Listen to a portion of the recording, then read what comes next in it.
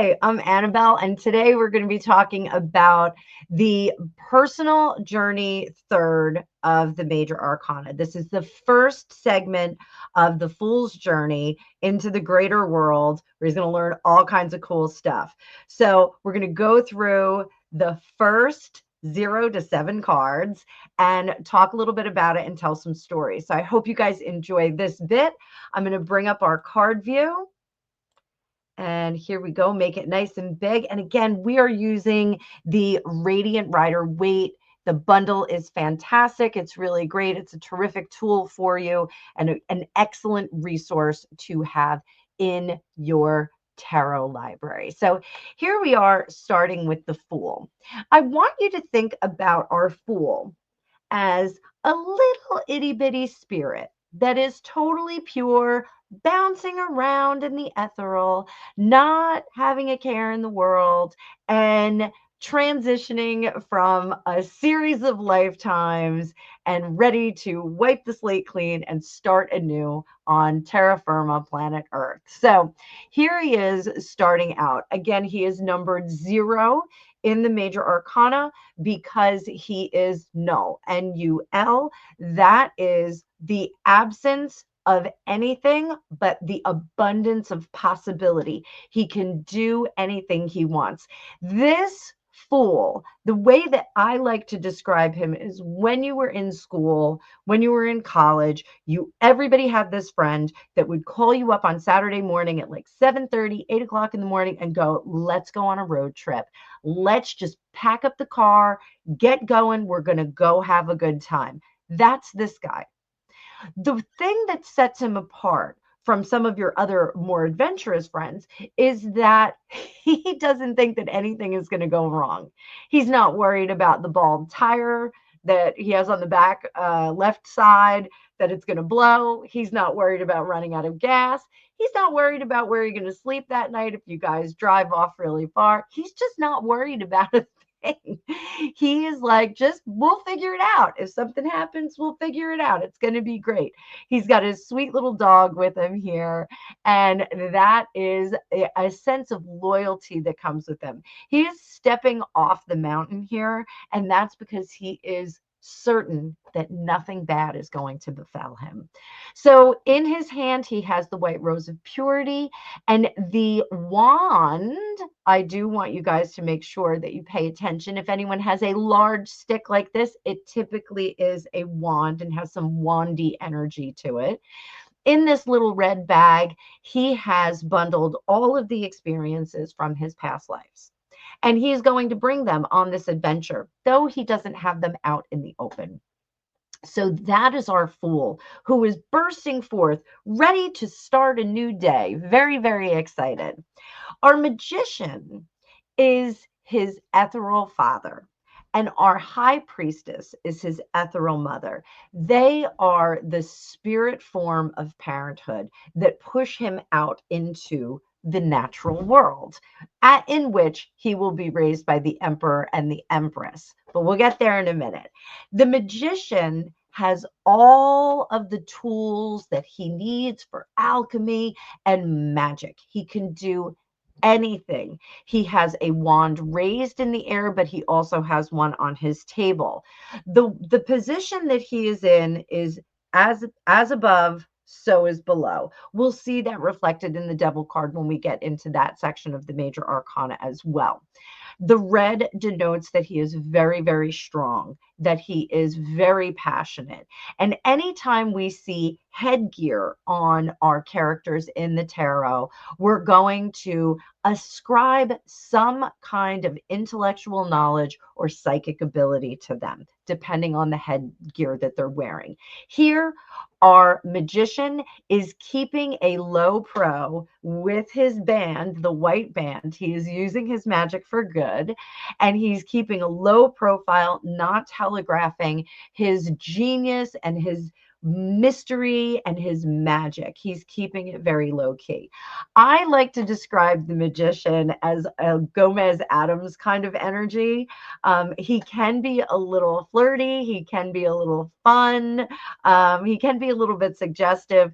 When he goes in reverse, it gets a little sketchy, but we're going to just talk about the cards in the upright for this beginning part of the series. Now, our high priestess as well, I want you to note her headgear. She has a half moon on either side and a full moon right in the middle.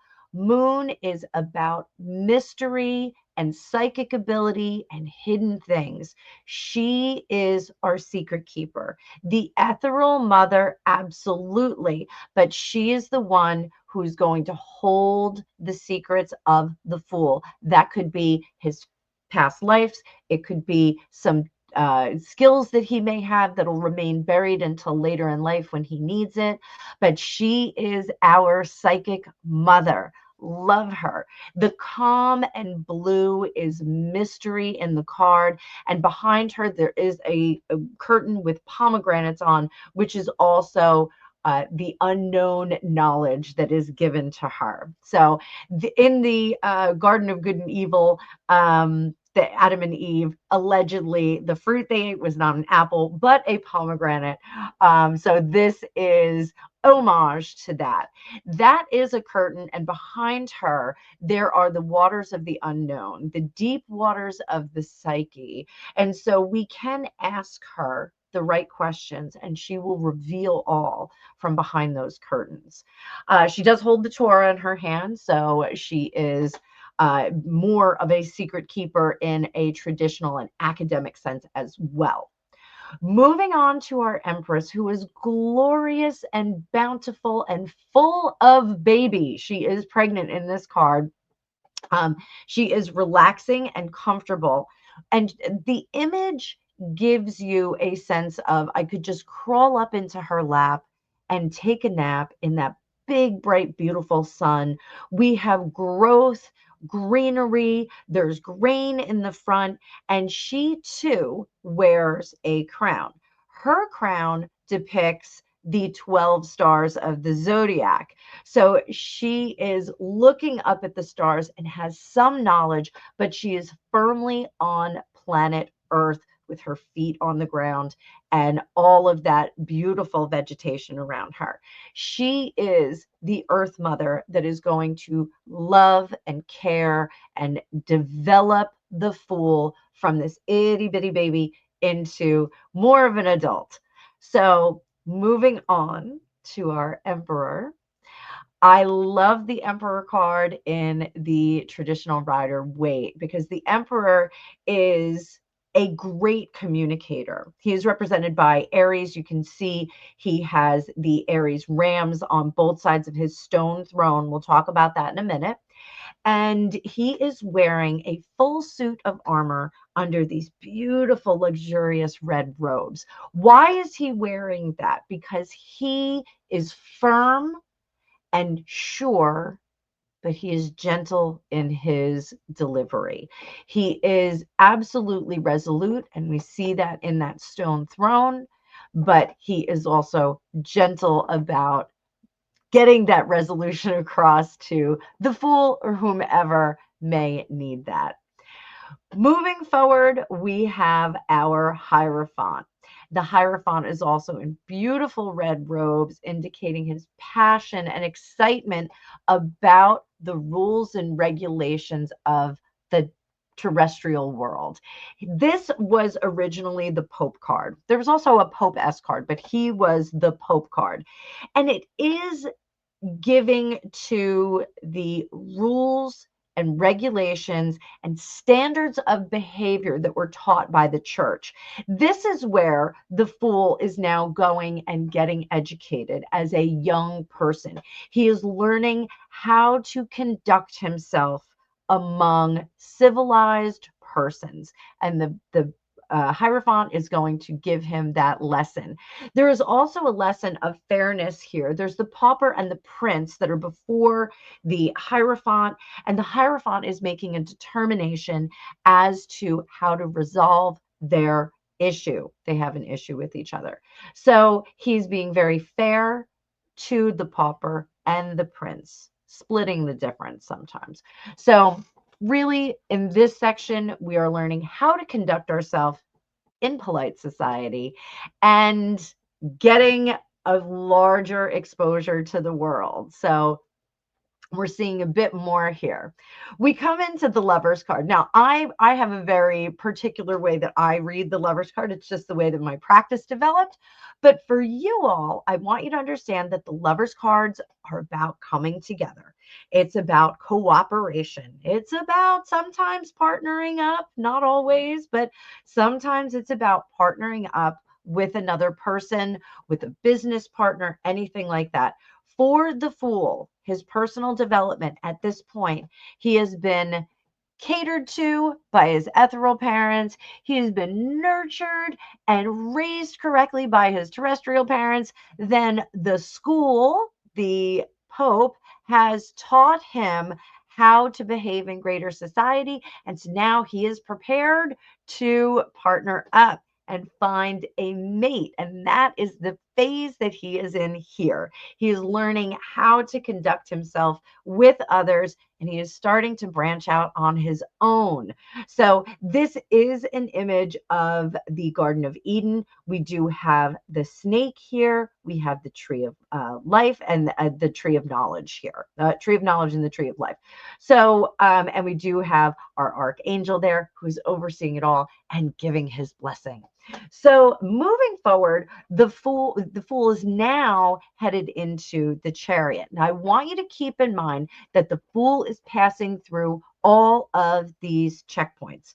So now he is the Chariot. The Chariot, one of my favorite cards. I'm a Cancer. This is the card that represents Cancer. And it is about manifestation and willing yourself through life. My favorite thing, you can look through your own tarot deck if you have a different one. The Rider-Waite does not have any reins on the sphinxes in front of the Chariot.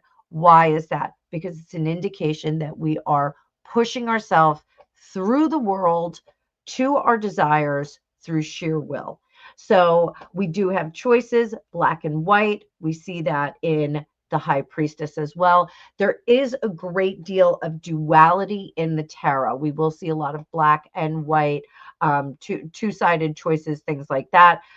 It again is one of the things that male and female comes into heavy play because of the duality. So this manifestation, we are now pushing ourselves into the next phase of life. What phase of life is that?